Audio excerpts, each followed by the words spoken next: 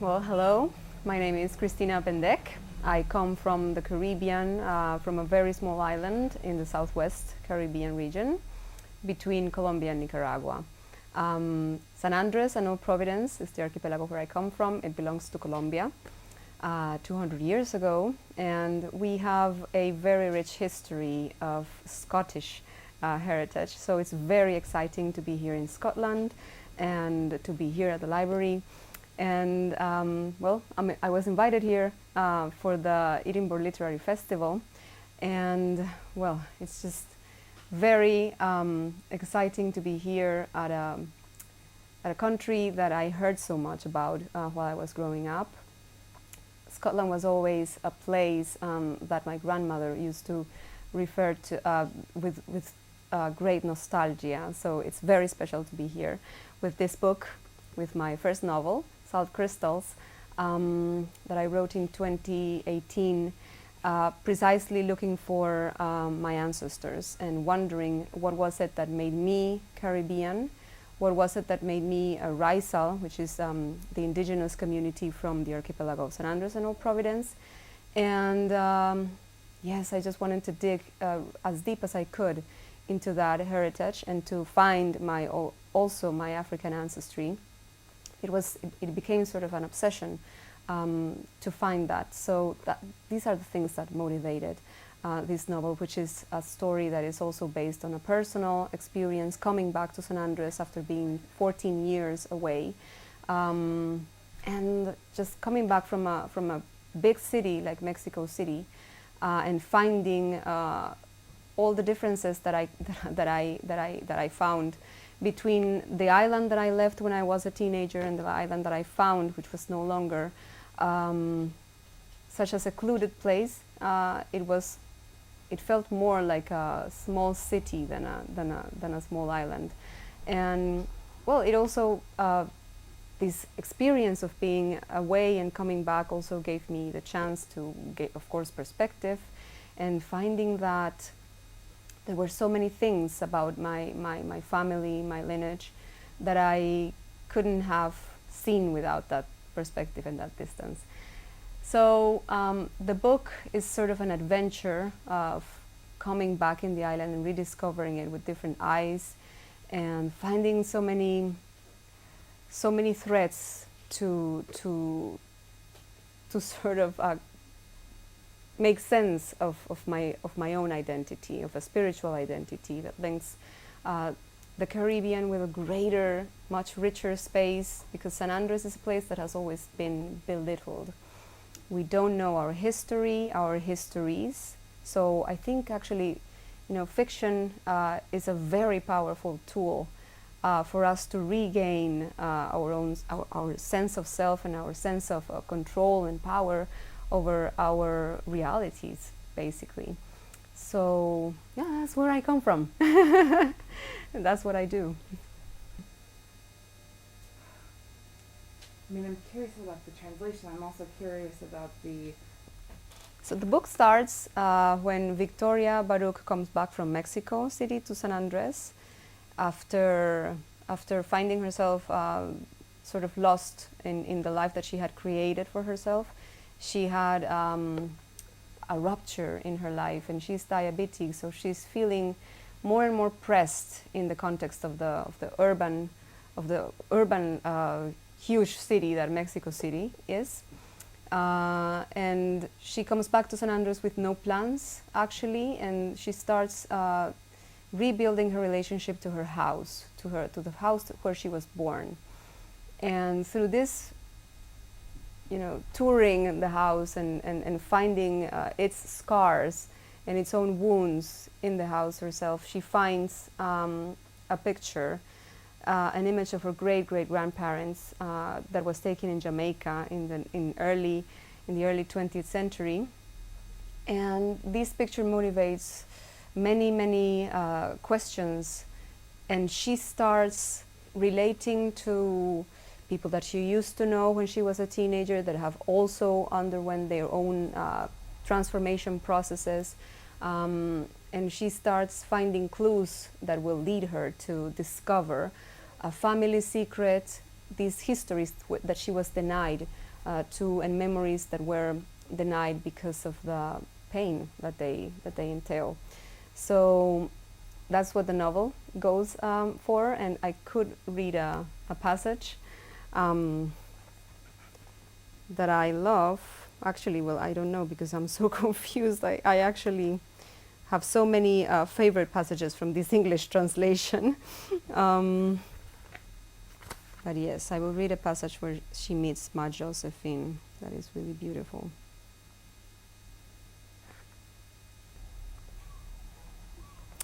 I look around as the crowd leaps to their feet, and I start to do the same.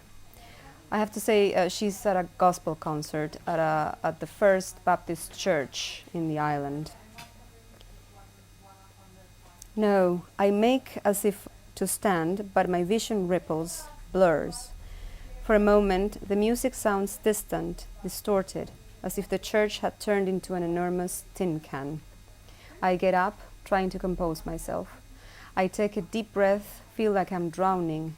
I grab my purse and realize I haven't brought any glucose pills.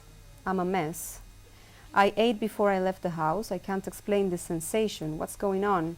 No one notices my frail figure as I walk my way out, feeling as if my body were liquid, uncontainable, drifting in opposite directions, scattering. And where is Julene? I sigh on contact with the cooler air. I'm on the portico of the church, on a little balcony, still packed with people. I push my way through, too breathless to excuse myself. I have to go down the white stairs to reach the pavement, the small table wrapped in a plastic tablecloth I can't see from here. I wave the monitor over the sensor on my left arm. 78, it says, with a downward arrow. Why? Fuck. My glucose levels has to be under 130 milligrams per deciliter and over 70 or I could faint. I hear again and again in my head.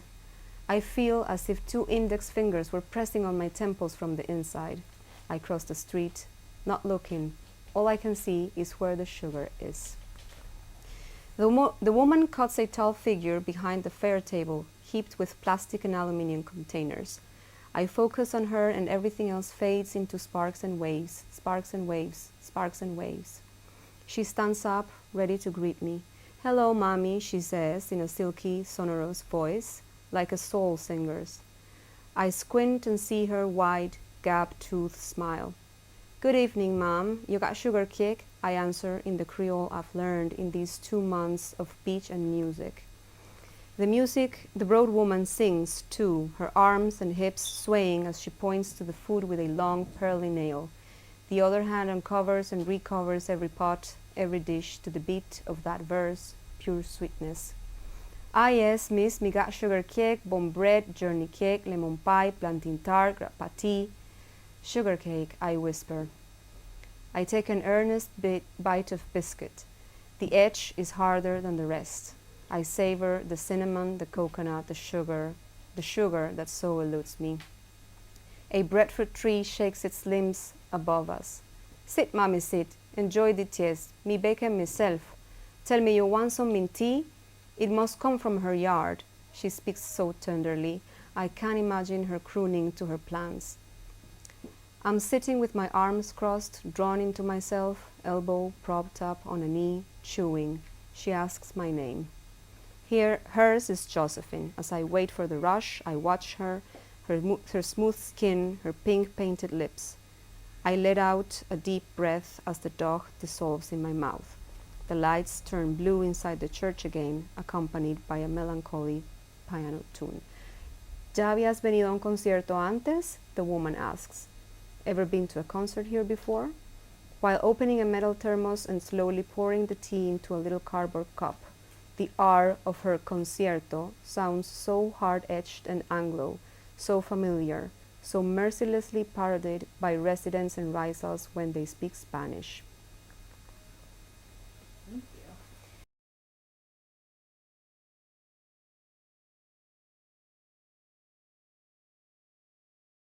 Translated. That was a very special process because I got to work directly with Robin Myers, that is the brilliant translator of this book. So many choices were hers. I think every choice was hers actually. She asked me if I was okay with her proposals, with the way that it was, but I had really no corrections to make in that sense. Her reading of such a novel that's, you know, it has 3 different languages that interact a lot, and it was important for me for English and Anglophone readers to understand which parts were actually written in English in the novel, in the original in Spanish, and for them to pick up the tension between both languages, between when the main character, when Victoria responds in English to Creole questions or Creole comments, and how she uses that as a device to find herself in correspondence with the cultural space that she's aware of. Yes, so Robin did a great work in portraying those tensions between English and Creole and Spanish, and the different forms of Spanish also that are included in the novel, because San Andres is a very diverse place, and language is a way to it's a reference, it contains a lot of information of where people come from, and this information can be can many times be used against someone or in favor, depending of the context. So these are her choices, and I can only give praises to her work, actually. We worked together, she sent me her manuscript, and I was just absolutely delighted to see what she accomplished in reading the tone, my intentions, which are so many times also hidden from me. And I was very surprised about what she did. She included a wonderful translator's note at the end of the book that is so clarifying and that really helps the book and its meaning, its historical meaning for us from San Andres to come across, to travel across borders. So all praises for Robin and for Charco Press that so brilliantly chose her to do this work.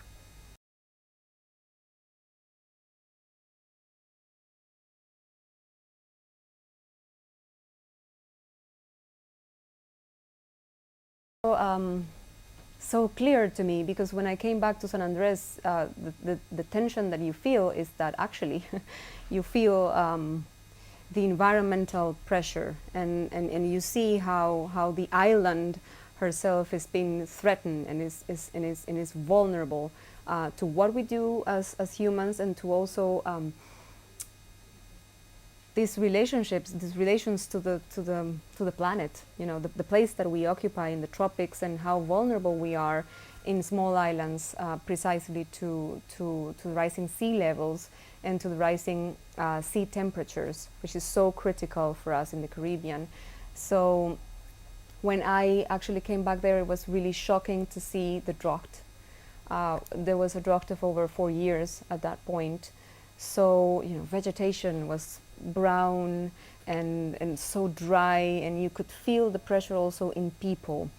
So in the novel you will read a lot about how people struggle for water in the island, and how this motivates social movements today, the same way that social movements were motivated before by other reasons. And it's just a very, very long process of resistance against the state, which now is complicated by climate change and by this pressing environmental situation in the island. And you know, it's water, and when there is no drought, then we have flood, and then we have hurricanes, and major hurricanes striking the island. And the hurricane is always a presence in an islander's mind and in an islander's spirit. We are always awaiting for it, yet never really prepared to face it. And you can sense that tension in the characters, because it's part of our history, but yet it's something that we're not really ready for, ever ready for it. And as it is usual there are different ways that people in the islands are prepared or are minding this phenomenon. In a way, the Afro-descendant community, the racial indigenous community in the islands, has a knowledge of how to deal with this phenomenon through, for example, architectonic decisions and architectonic traditions that exist in the Caribbean and in the island particularly. But the island has been colonized, and there are many, many settlements that happened all too quickly and without control, that were motivated by the state during the 20th century. And today, we are then, because of these colonization processes, yet more and more vulnerable. We have altered the capacity that the island has to, to heal herself and to absorb and to regenerate resources. So paradoxically, the racial community are now, despite having these epistemologies quite clear and this relationship with the environment quite clear, the most vulnerable. Because actually, this is the community that has really just nowhere else to go.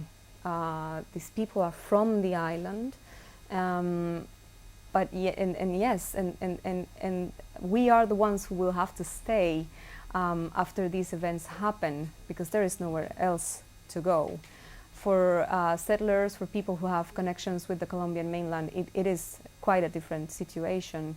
There is a safe network in the continent as well for them, for us, and I speak this way because I have both of the lines in myself, quite conflicting identity.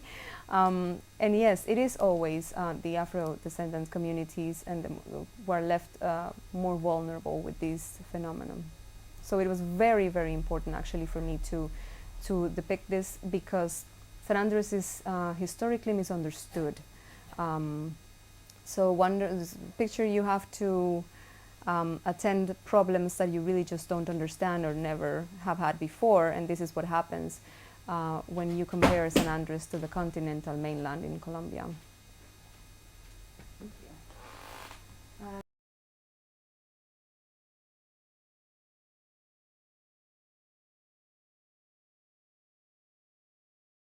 Thank you for that question. Yes, well, San Andres, this is probably already not true, but well, the Caribbean, we depend on orality for our memory, and for history. And much of our history is contained in music. And in San Andres, in which that is a place that we have just started writing our own histories, it is music that contains and that motivates and that helps through so many resistance processes. So for me, it was very important to look at the work that singers and authors were doing in the music industry in the islands, and you can see very clearly how they have channeled the problems and the resistances of the social of the community, of the racial community, and within the social movements, So I included, and also because they trigger so many things, and there are passages in which the Victoria is at a party, right, and she goes back in time and finds and remembers so many feelings that she used to have as a teenager, as a child, through a reggae song, for example, that is not even from the island, but that really helps it connect. And this is another very important thing, there's just so much around the music that helps connect San Andres to the rest of the Anglophone Caribbean. And we have had that because we don't have many other ways to actually find ourselves connected. We have only started to make the links, to have a view of how we are actually a part of that Anglophone Caribbean, because this has been denied again by these neo-colonization from the Colombian state that has really politically divided us because of strategic reasons from the rest of the Anglophone Caribbean, right? The whole quest of the Colombian state has been to Hispanicize the archipelago. So music is tremendously important in that way. And it is also, because it is so important, it is also the way that that someone from the continental mainland or with continental roots that has settled in San Andres, and people also from San Andres originally with generational backgrounds from the island, that's where we meet. We meet through music, we meet through dancing, and this is going to be, of course, very important also for the plot of the novel. That's lovely. Thank you Thank so much. you. Thank you, Rachel.